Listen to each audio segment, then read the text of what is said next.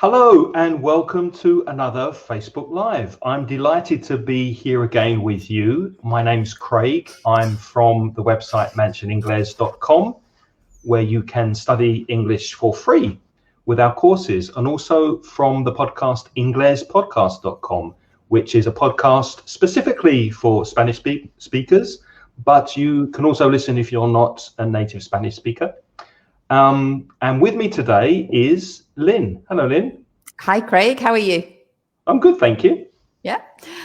Well, I'm Lynne, and I'm from putitlikethis.com, and I'm an online teacher, exclusively online teaching of English.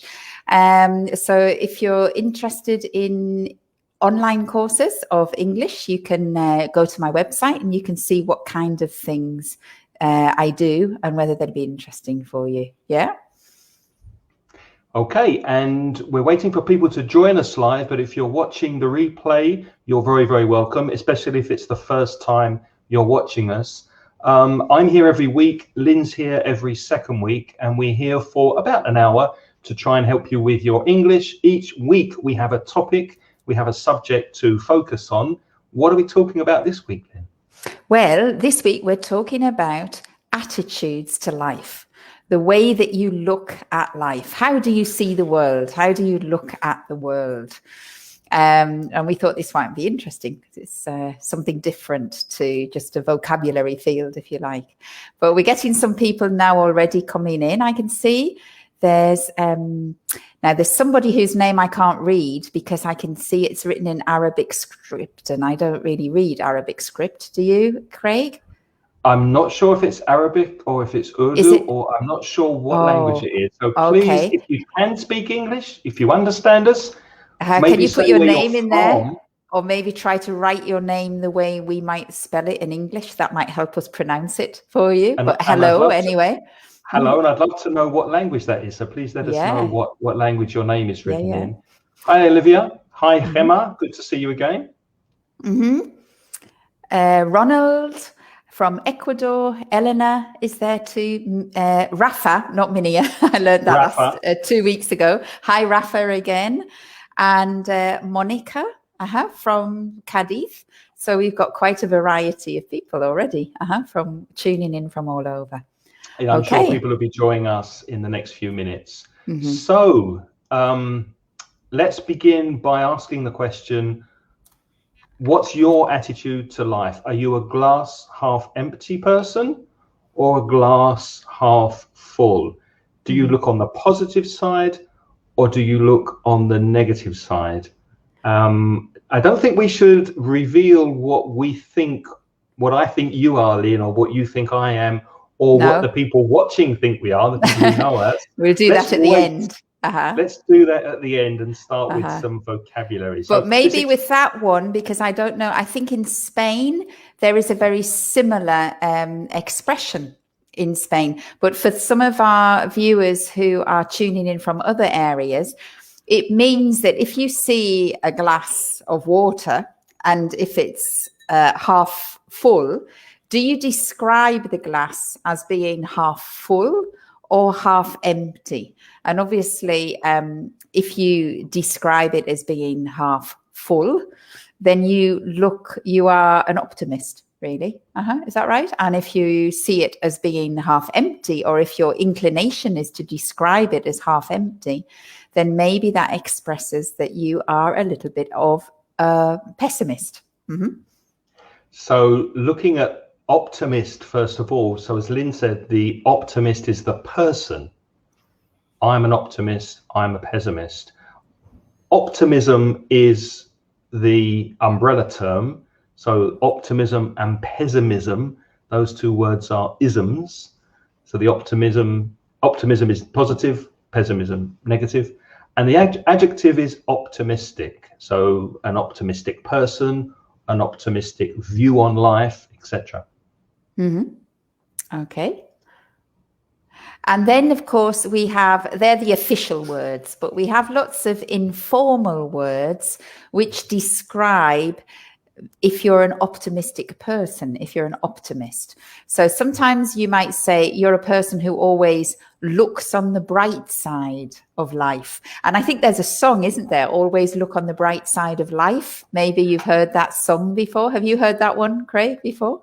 I have, and I have a link ready to put in the show notes.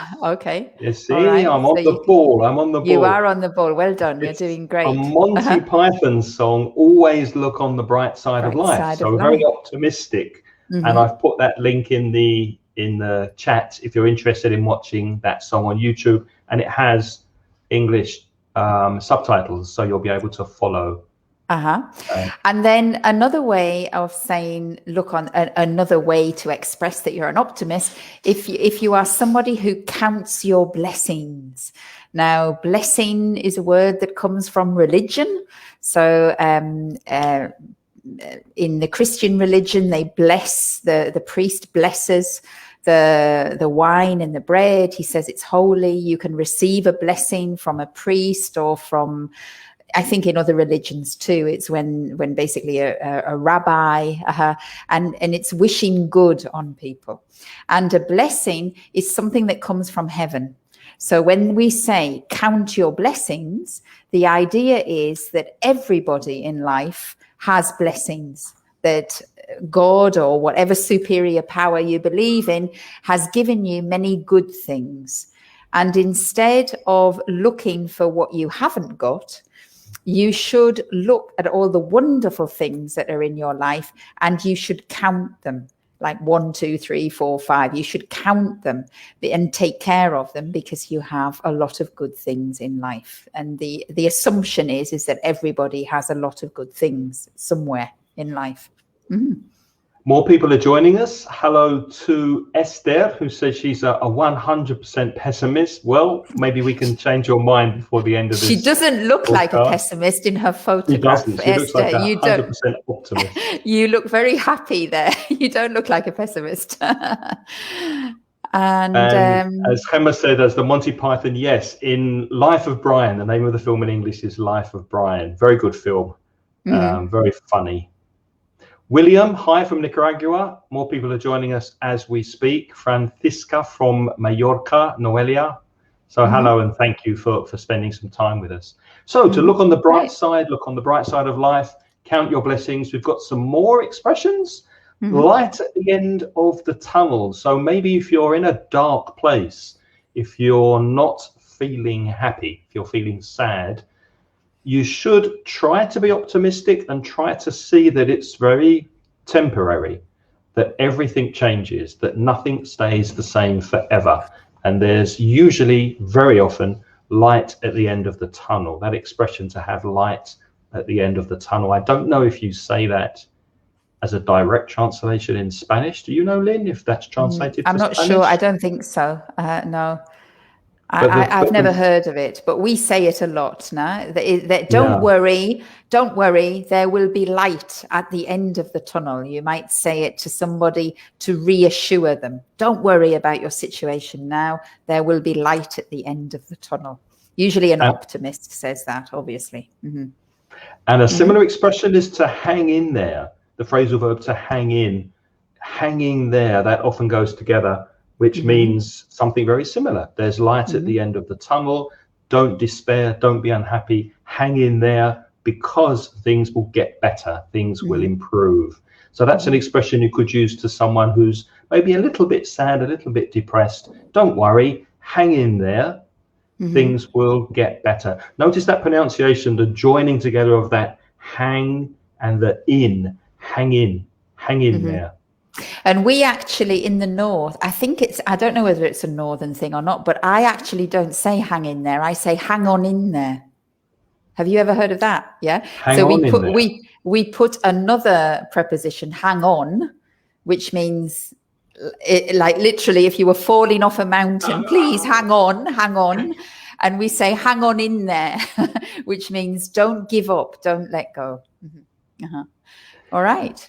Yeah, Christine says it is the same expression in Spanish. I thought so. Hi, Christine. She says, "Hay luz al final del tono." Yes, exactly the same. Direct translation. Right. So you know that. That's very cool. Great. Okay. Another expression. Right. Well, this is a nice little idiom, but this is to have rose-tinted spectacles. Now, spectacles is another word for glasses, what Craig has on. Show them your glasses, Craig. Point to your glasses. That's right. So another word for those are spectacles.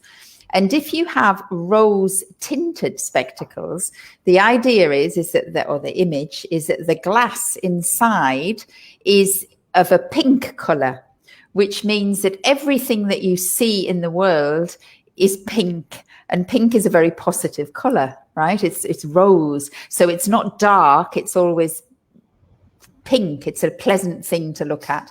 Now, when we use that expression, if you say, "Oh, she has rose-tinted spectacles," it means that she's an optimist or he's an optimist.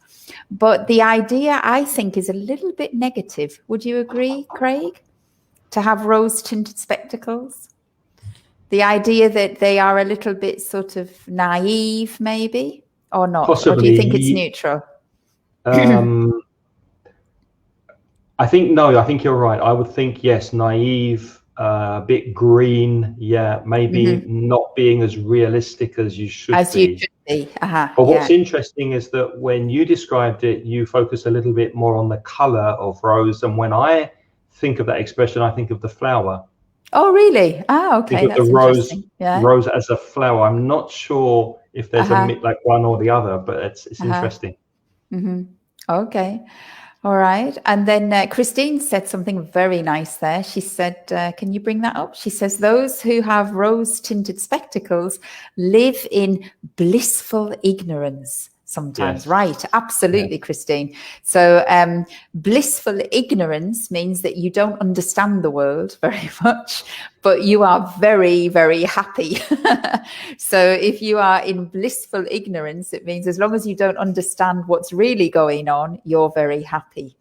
Yeah. And I think that's the expression. No. And that's what we said when we meant with sometimes to use the expression rose-tinted spectacles means you're a little bit naive, that you're not really seeing reality the way most other people might see reality. And Gemma says she tends to be an optimist, but as a human, she has her ups and downs. I think that's totally normal. I think we all have our ups and downs, Gemma. But what we're trying to look at today is maybe some people are more up than down, or some people are more down than up. So do you tend to be more of an optimist, or do you tend to be more of a pessimist? We'll look at that a bit later. So where are we? Yes, this is one that we were looking at before, to be a cockeyed optimist. Right, now go on, because you found it in the end. Yeah, I wasn't too sure because I recognize the expression, but it's not an expression that I would commonly use. If you're cockeyed, you're not straight. You're not looking at something directly. So a cockeyed optimist. What did we say was a definition, Lynn? Can't quite remember. It means that you are an optimistic, but you are stupidly optimistic. Overly so. So it's a criticism, in a sense, of an optimist. You can say you're optimistic, but if you are a cockeyed optimist, the implication is that you deliberately ignore reality because you want to be optimistic all the time. So it's also got a little bit of a criticism in it, like the expression before with having rose-tinted spectacles. Okay. So those are some expressions looking at the optimistic side of life. Let's look at the pessimistic side of life. So as optimistic is the adjective, pessimistic is the opposite adjective. And a person who is pessimistic is called a pessimist. And pessimism is the umbrella term. So what are these people like? Well, they never look on the bright side. They always have a negative view on life. And we can say they have a bleak or grey outlook or view of life, or a bleak or grey future. And those words, bleak and grey, you can also use to describe the weather. Here in Valencia today, the weather's very bleak and grey. The sky's grey. It's raining a little. Very typical weather in England. And if you look at life like that, then that's very negative. What about all the poor English people who live in England? They're not all negative. They're not all negative, but don't you think the weather affects them? No, it does. That's why I live in Spain. I always said that the weather in Spain improves my outlook on life. It makes me feel much happier when And you're in a sunny British place. people, you ask a British person how they are, if you ask an American or an Australian, they're going to say, awesome, yeah, fantastic. Man. You ask a British person, oh, mustn't grumble, not bad, Could be better. Could be better. Can't complain. Very bleak, very grey. Pessimistic responses to the thing. And this is what, when you were talking about to Hema about, like, are you an optimist or a pessimist? I was also thinking that really, obviously we're all mixtures of these things, of optimism, pessimism, realism. We'll come to some other ones in a moment. But the idea is, in actual fact, in language, I think we often use responses to each other. So if somebody is very pessimistic, you try to cheer them up and you say, oh, look on the bright side. And if somebody is being very optimistic and you don't feel it, then when they ask you, how are you? You say, could be better. So it's important that we have a repertoire of pessimistic ways to say things and optimistic ways to say things, because we communicate how we are feeling to other people in the way that we respond to them. So I think it's interesting. It's important. Esther says, but see, that's why I'm a pessimist. I live in London. It explains it now, Esther.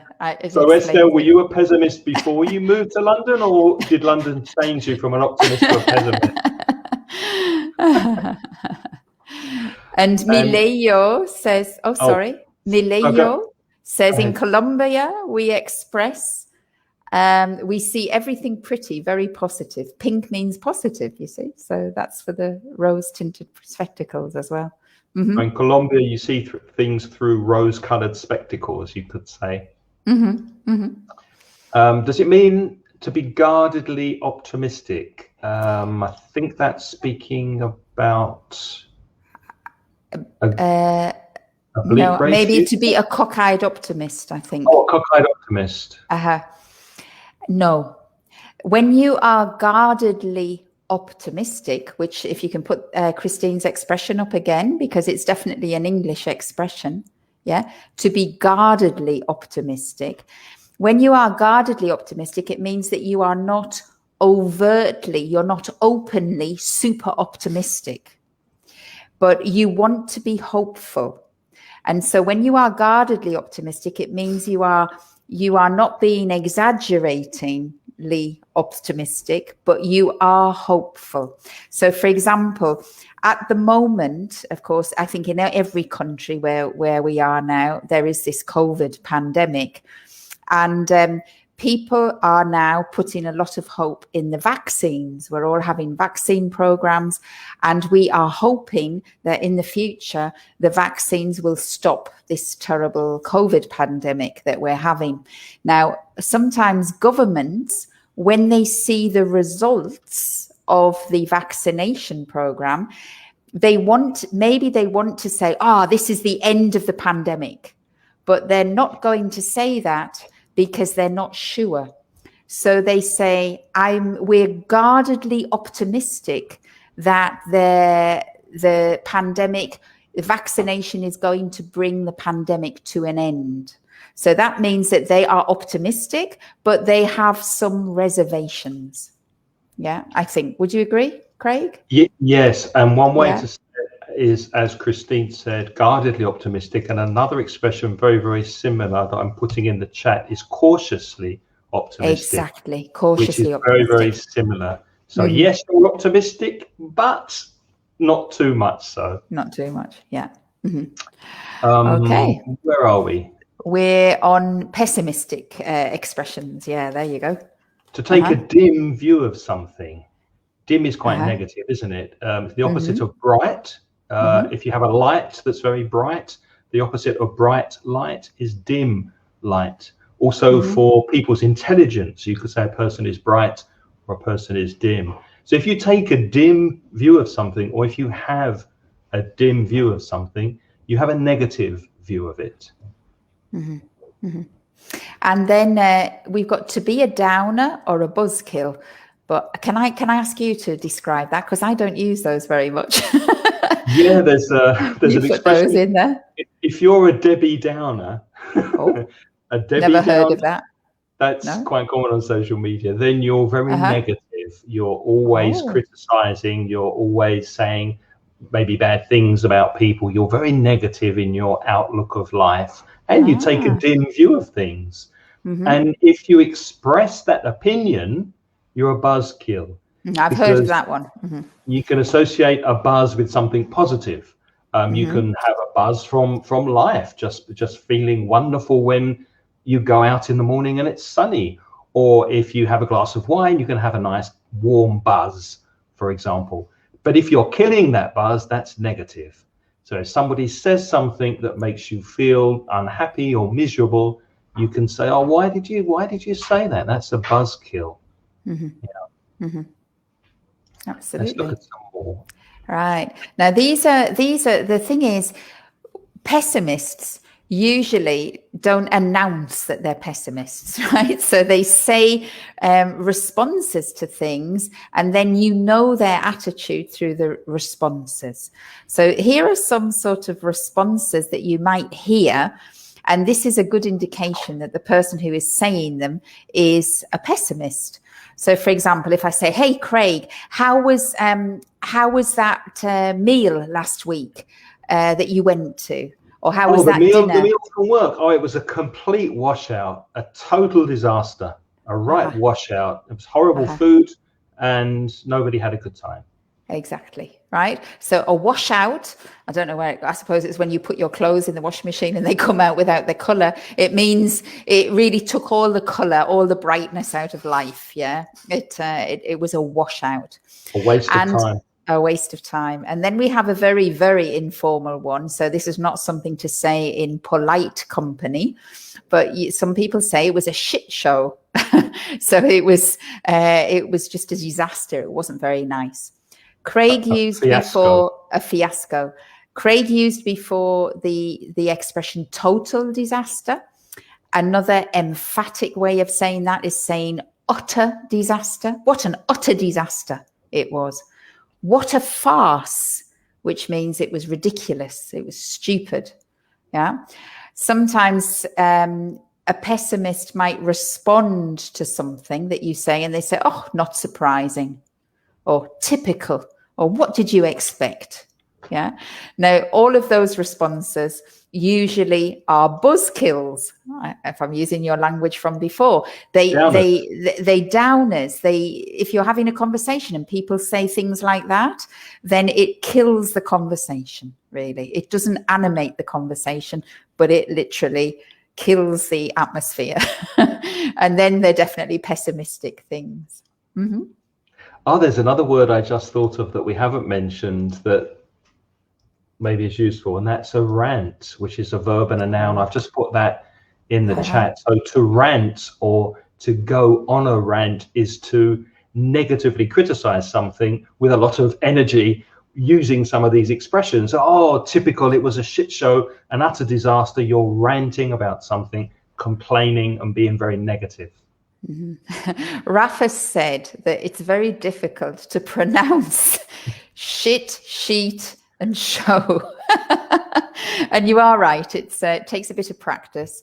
But what you have to remember, the ones that you've got there, shit and sheet, the problem is to do with the short vowel and the long vowel. The short vowel is I, and the long vowel is E. And I always have a little trick, because Spanish people have problems with it, because your vowels, even when they're short, they're somewhere in the middle. Right? Now, English vowels are really short. So if you want to practice the short word, shit, right?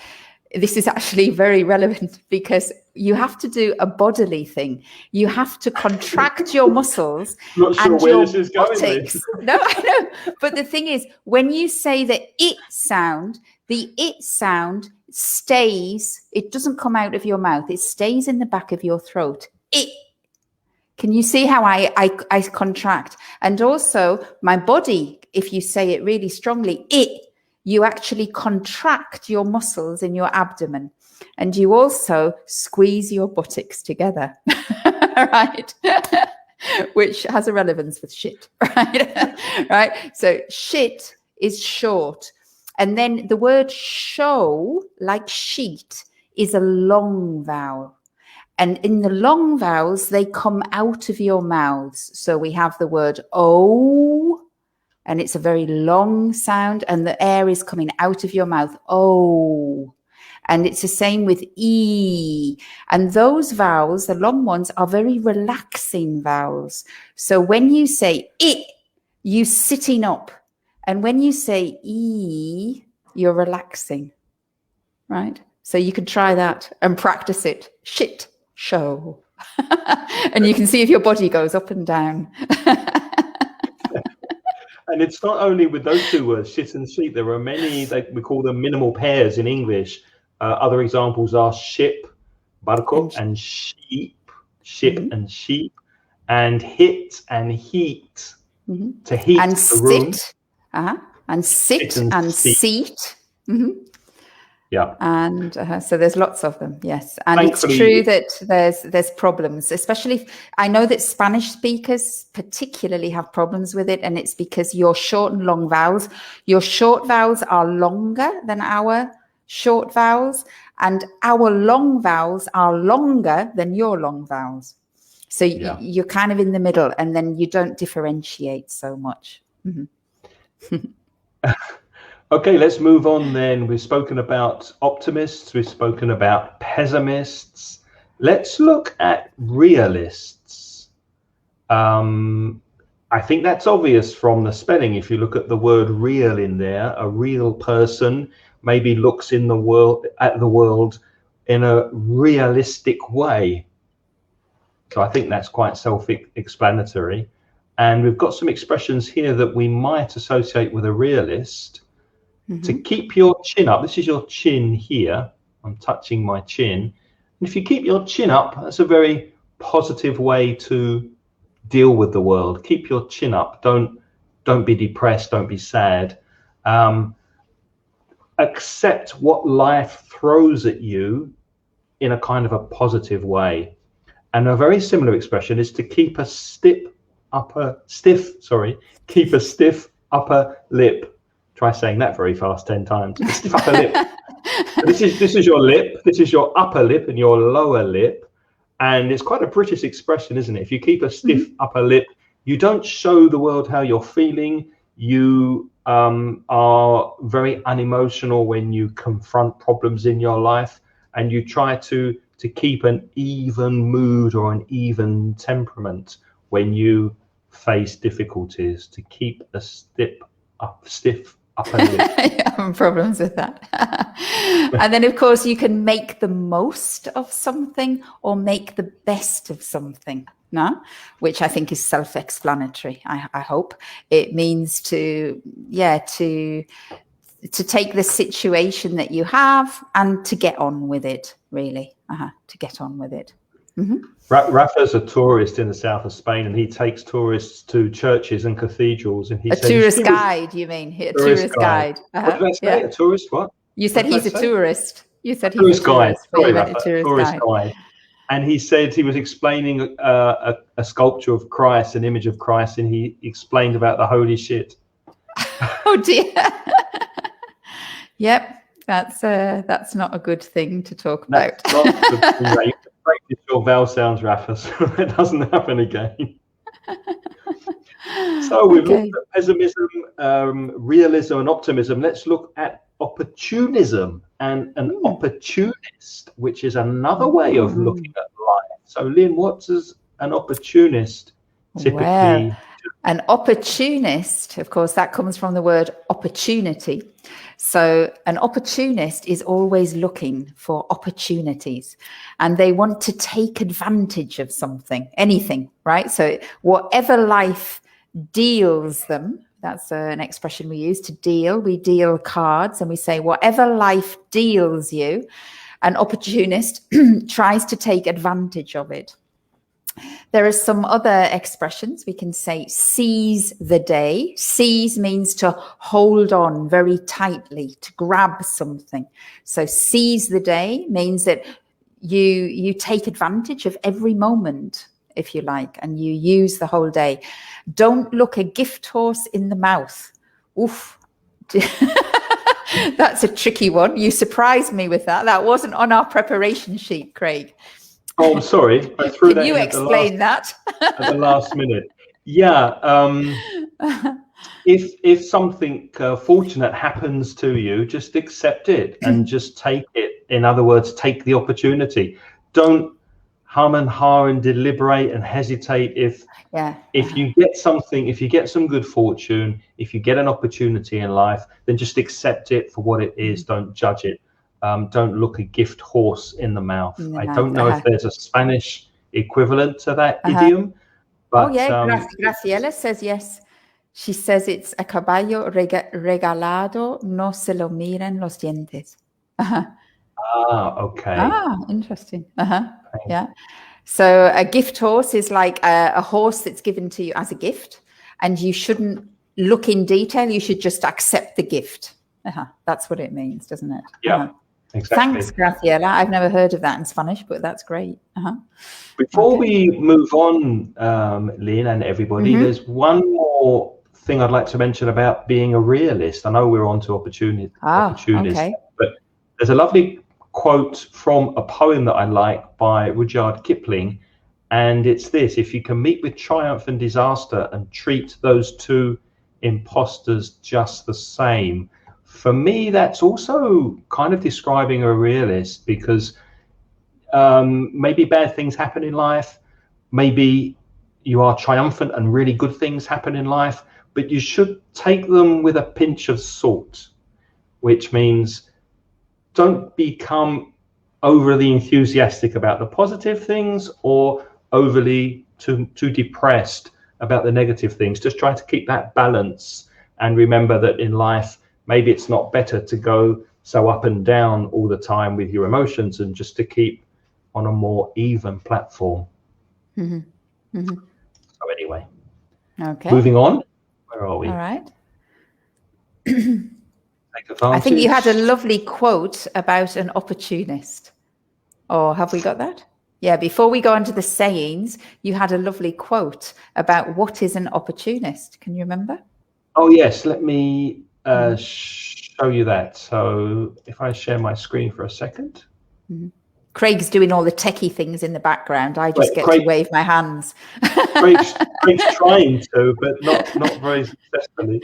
Craig puts all these banners up and everything, and I just talk.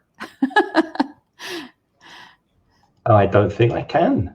Oh, he had it. Maybe you'll get it in at some point, because it's a lovely quote, and you'd made a lovely banner for it. Let's continue for now. I'll try and bring that up later. Don't worry. Let's keep going. So now we thought we'd talk about some sayings. So there are many like idioms that people say, things that people say in English, and actually they're expressing attitudes of opportunism, pessimism, realism, optimism. Okay, so there's a one. Every cloud has a silver lining. So even though you see dark clouds on the horizon, inside the cloud, there's something precious there. So that obviously is a very optimistic thing to say to somebody. Oh, every cloud has a silver lining. Don't worry. Okay. And another one is, I don't know if Craig's still looking. Are you still looking? Shall I keep going? Or do you want... No, I can do this. Okay. When one door closes, another one opens. So always be prepared for opportunities that arrive, because maybe you think that something has blocked you or stopped you progressing in life, but maybe you should look for other opportunities and other possibilities, which means going through another door. So when one door closes and things maybe look a little bit dim, a little bit pessimistic, a little bit dark, don't worry, because that sometimes means other doors are open. If you lose your job, for example, that could be a great opportunity to change your career, to do something different, to start doing something that you really enjoy. So it's not necessarily necessarily a bad thing. I think I can show you now that you found it. quotation. I think, yeah, there it is. Here we go. So it says, "Dear optimist, pessimist, and realist, while you were busy arguing about the glass of water, I drank it. Sincerely, the opportunist." I love that. So it's the two sides of life, isn't it? There's the three sides of life: the negative, the positive, and the realist arguing about their approach to life, and then the opportunist just takes the opportunity and drinks the water. So I suppose the opportunist lives for the day, isn't it? Takes every moment and lives every moment to the full.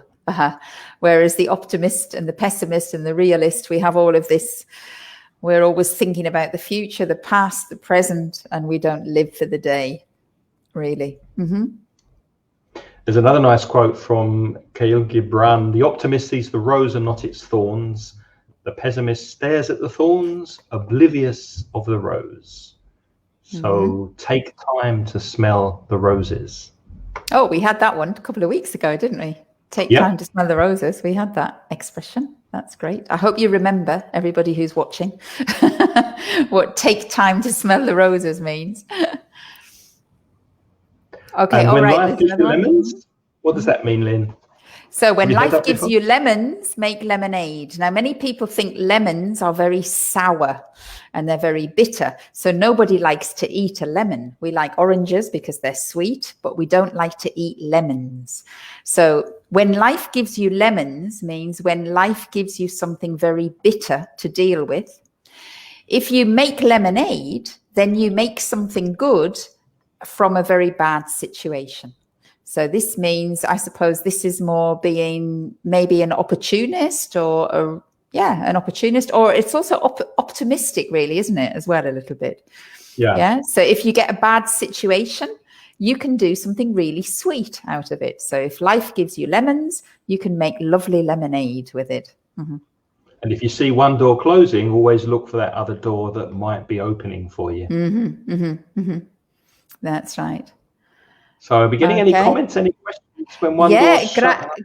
Graciela has given a nice explanation too of when life gives you lemons, make lemonade. She says, deal with it and go on, which is true. Yeah, as well. But there's definitely something positive about it because lemonade is sweet and lemons are bitter. So what kind of person are you? Are you more of an optimist, more of a pessimist, more of a realist? Are you happy with your attitude? Would you like to change it? I'm going to stick my neck out. That expression means I'm going to say something, take a chance, and say what I think of Lynne. Oh, are you happy with that, Lynne? Well, you didn't warn me about that, but go ahead. If life is giving me lemons, I shall try to make lemonade. Give me a lemon. You are definitely an optimist, I would say. From those four we've looked at, realist, pessimist, opportunist, but I think also because most people are a mixture, aren't they? I think you're a mixture of optimist and opportunist. Oh, really? Did I steal your water one day when we used to work together? No, but if you see opportunities, you'll take it. If you see a door opening, you'll go through it. Yeah, Do you agree with that? I never really thought about that. I definitely an optimist. I think people have always said that I'm an optimist, and I know that I am an optimist. But I have to say as well, I think sometimes people think optimism is something that you're born with, and I don't agree about that. I think optimism is something you need to cultivate, to take care of, to nurture. And it helps you when life gets tough, because life gets tough. So, of course, we've all had bad moments where we feel very bad or everything looks very pessimistic. And I think it's really important that you cultivate your optimism. Yeah. And I mean, this is something that's really important to me with my children. I try to teach them that it's really important that when things go wrong, you have to try to see the bright side, or you have to count your blessings. You have to become realistic so that you don't fall too much into pessimism. I think it's okay to be pessimistic now and again. It's natural. But of course, it can be very dangerous if you are a pessimist all the time, because it can make you very depressed. It can get you very lonely, because most people don't like to be around pessimists. Yeah, I think. So I think optimism is sort of a quality that you have to try to nurture. But I never thought of myself as an opportunist, but maybe you're right. I don't know. But yes, maybe you're right. With your business, for example, put it like this. You saw an opportunity and you went for it, and you put a lot of energy and dedication into it and made it work. Yeah. So maybe that's right. Yeah. Okay. How I don't think I'm very realistic. Sometimes I don't think I'm so realistic, but occasionally, yes. I have a bit of everything. Right. Well, I think you are definitely not a pessimist. I think you are more realist than optimist. Yes, absolutely. Am I right? Yeah. Absolutely. You're more of a realist than an optimist. Definitely. And probably you're also an opportunist in the sense, because you've also taken opportunities that come your way, and you certainly know how to deal with them. Yeah. You see chances and things, and you're interested, you're very alert to what is outside, and you take new directions. Is that right? No, I wouldn't disagree with that, but I definitely think of the 4 kind of descriptions, I would definitely say more of a realist. Yeah. More of a realist. I think I tend to look at life quite realistically. We've got some comments coming in I'd like to share. So Elena's saying, it's a lovely quote. I don't know where it's from. Life is mostly froth and bubbles. The 2 things stand like stone. Kindness in another's troubles and courage in your own. Sounds like a poem. That's beautiful. That's a lovely quote. I'd like to know who wrote that. Who wrote that, Elena? Can you tell us? That's lovely. Yeah. Joaquin, don't forget the small stuff. Absolutely. Yes. This is you realize this lesson is bringing out the wonderful English. Our viewers today have some fantastic phrases in English. You're going to be doing it for us now. You'll have to be teaching us. Don't sweat the small stuff. Fantastic. Great. Don't sweat the small stuff. Absolutely. Yeah. Christine says it's vital to live on an upbeat note. Absolutely. Totally I would agree. Francisca says, I think I'm a realist, but the reality is very hard. Yes, that's the problem with being a realist, Francisca. If you're a realist, you've got to accept that the reality sometimes is a tough cookie to chew, as they say. And that's why in moments you need to be cockeyed, That's the idea. No, because cockeyed means that you don't really see realism, really. That you deliberately look away a little bit to try to be optimistic. And maybe you're right, because if you look straight on to reality, it's not very attractive, is it? No, it's not. Emma says that sometimes it's not a matter of being optimistic or pessimistic. Yeah, that's true. And very often we're a mixture, like we said at the beginning. Very often we're a blend, a mixture of different things, and also depending on how things are going in life. It's very easy to be positive when things are going well. It's very difficult to be an optimist when life gives you lemons. That's true.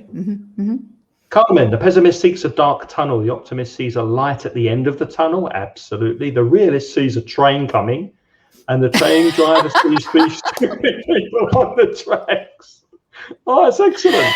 That's excellent. Yes, that's absolutely excellent. Yeah. I love that. Very good joke. Exactly. Okay.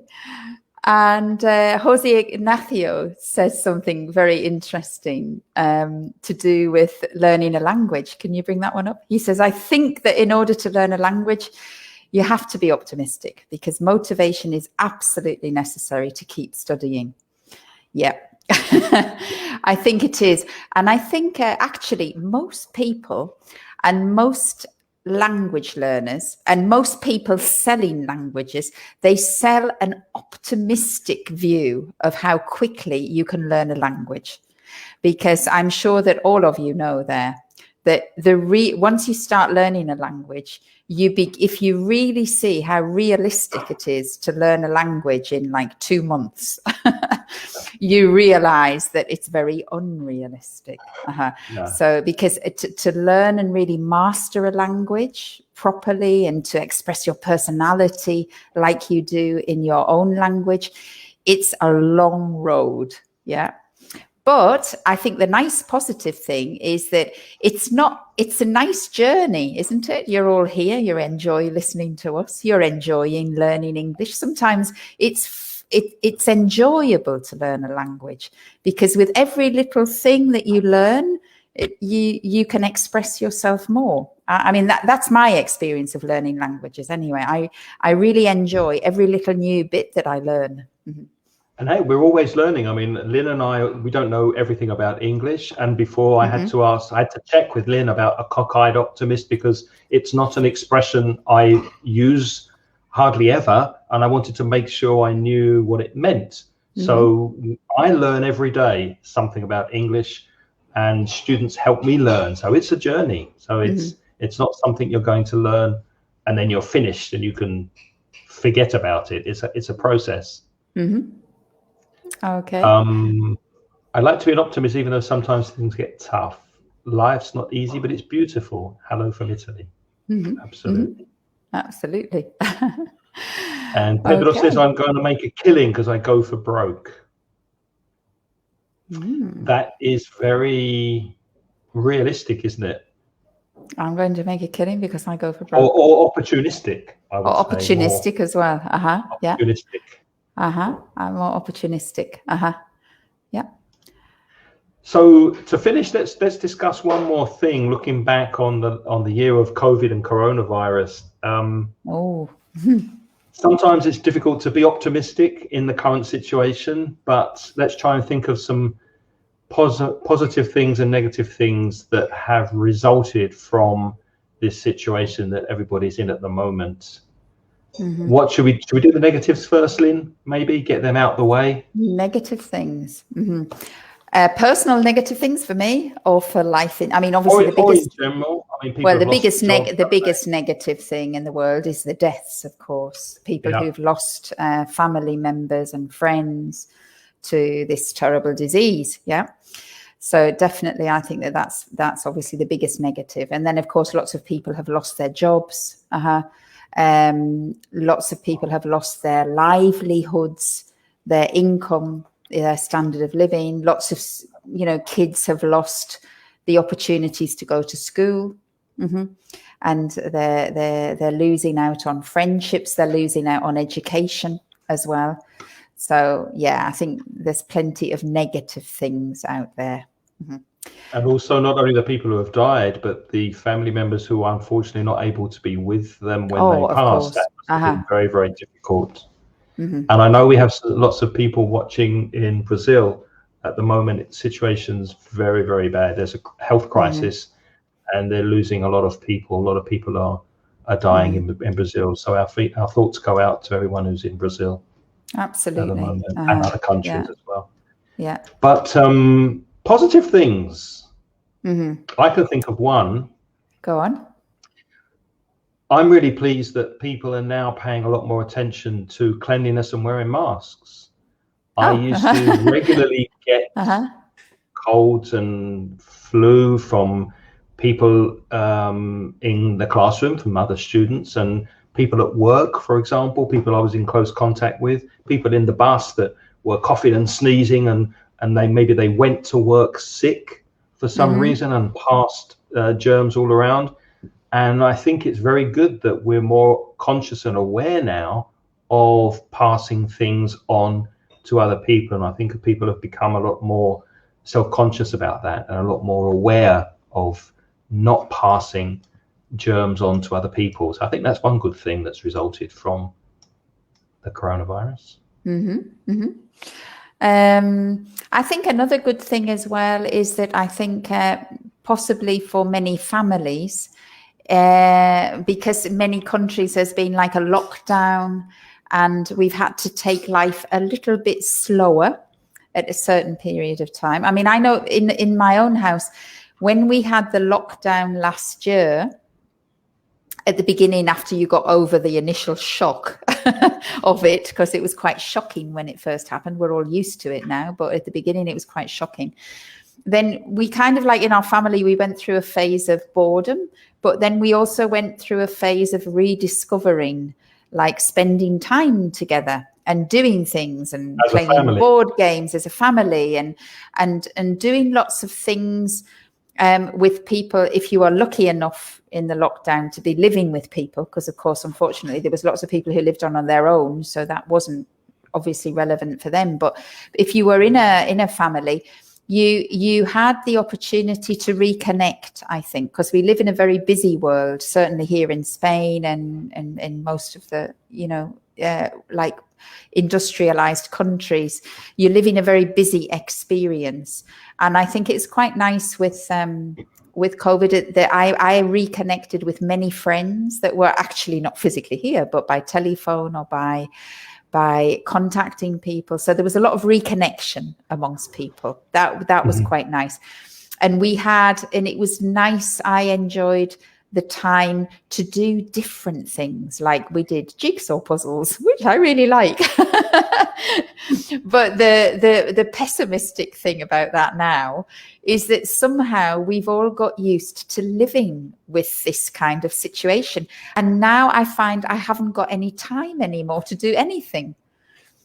And I can't understand why.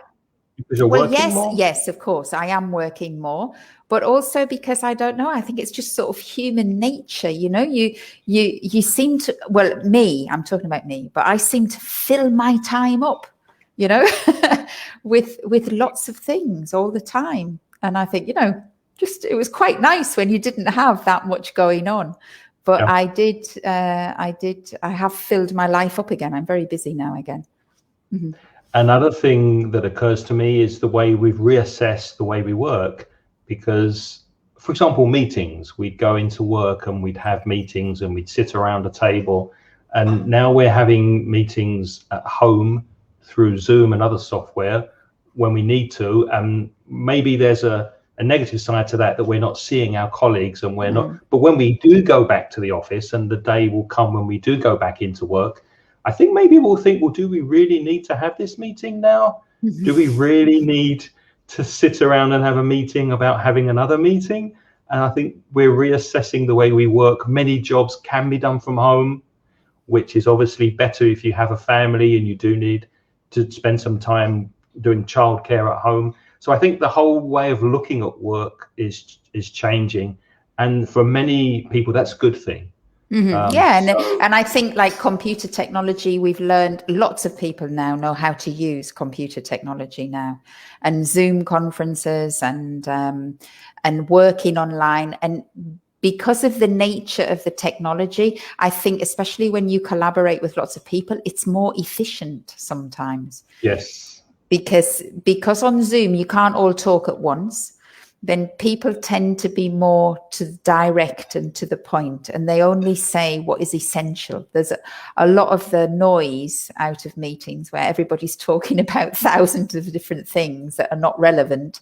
That's stopped now from those kind of meetings. That's my experience anyway of the meetings I've had on Zoom.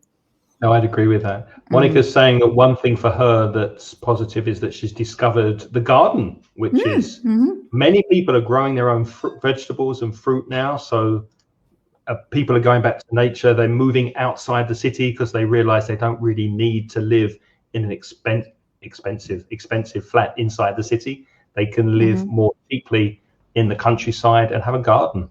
Absolutely. Most of us agree we shouldn't take normal things for granted, Christine says. Absolutely, yeah. Shouldn't take things for granted. Yeah, I think COVID, in that sense, COVID has made us more realistic, I think. Because I think we were running life very quickly. We were expecting many things, and we took a lot of things for granted. And COVID reminded us of the reality. And the reality is that there is disease out there, that we are susceptible, that we don't live forever, and that our systems are not 100% foolproof. Yeah, definitely. I think we've become more realistic. Eva says no flu this year, which I'm pleased to report because I have bronchitis, and sometimes when I catch the flu, I get very, very sick for about a month. And because everyone's being so careful about germs, about washing their hands, about masks, then do you know anyone who's had the flu? I don't know anybody who's had the flu this year. My daughter. Well, my daughter had the flu a couple of weeks ago. One of my daughters, but not here. The one that's in Poland. So I think that was because she was in the snow too long. As Rem says, she's learned to focus on important things and not to worry for everything. Better to use about as the preposition. To worry about everything. That's true. Yeah, different focus. Absolutely. Any other comments you want to mention? Yeah, Angel has got a comment there, some nice language in that. So although COVID has taken a toll, now that's a beautiful expression, to take a toll on, it means it has cost us a lot. Yeah, so it's made us pay. So COVID has taken a toll on our health, the economy, the way we relate to others. Not relation, but the way we relate to others. We should focus on what things we've won or learned instead of thinking it's been a wasted year. Now, Angel, you're an optimist. Yeah, definitely well done. Great optimistic comment there, Angel. That I could have said that myself. Yeah. He took the words right out of your mouth, Lynne. It did. That was he. He's Rafa says his family's fine, and he started to study French. So he had a lot of time, and next June I'll get B2. Fantastic. Très bien, Rafa. Fantastic. No, that's the thing. It has given us time to refocus what we really want. And maybe we never thought we had time enough to do things that we really wanted. Yeah, I think many of us have taken a step back. Yes. Thought about the direction we're going in, which is a good thing. And for me too, that was the basis of how my little baby was born. Put it like this, my company, put it like this, was born in the time of COVID, because I had some opportunity to look. I'd been teaching for many, many years, and I got back into technology. And then I thought, you know what? I think this would be a perfect way of teaching. And I had not thought before COVID, I had never thought about being an online teacher or about running a business. And so what can people find on the website, Lynne, on putitlikethis.com? Okay. Well, on Put It Like This, the thing is, I specialize in now only online classes, and the focus of my company is that I want people to find their own voice in English, because we teach English and we give you lots of phrases, and then of course when you're beginning to speak, you speak to communicate, but sometimes it's hard to bring your own personality through your own English. So that's my focus. So I usually work with individuals, and it could be business people who are making presentations, or it could be teachers who are teaching in English, or it could be people who are preparing for exams, but they have a specific objective. And I try to teach those people the English that they want and they need, rather than the approach that is sometimes made in schools, for example, where you get a textbook and somebody says, this is the English you need. Well, I prefer to try to work from the other idea that basically I want you to become yourself in English. I want you to say the things that you want to say in English. Mm-hmm. Definitely an opportunist. An opportunist. There you are. And I'm from mentioningles.com. If you want to study courses in English for free, there's a wealth of information on the Mention Ingles website. And also, if you want to listen to a podcast at inglespodcast.com every week, there is a podcast with my co-host Reza. And this morning, as a surprise, I recorded a conversation with another very popular, very well-known podcaster who helps people with their English. I won't tell you who that is, but it will be released very soon as a special bonus podcast in about a week. So you can find that at inglespodcast.com or wherever you listen to audio. I think we should leave it there. Thank you very much for optimistically spending your time with us today. It's been a lot of fun. Thank you for keeping us company. And we'll see you again soon. Yeah, okay. And I hope you all stay safe, and I hope you have a wonderful week, because I'm an optimist. And if you are not an optimist, then I hope you make the best of it as you can. And if nothing goes wrong, I will definitely be here next Wednesday with Monica, because I'm a realist. And I might not be here in 2 weeks' time if I have a better proposal. But at the moment, I've only got Craig. I'm a realist with Craig. But if I get a better proposal, I'll be an opportunist, and I won't be here in 2 weeks' time. But actually, you're all very nice, so I hope I'll be back. One door closes, another one opens. Exactly. Okay. Bye-bye, everybody. Bye. Have a nice evening. Bye-bye.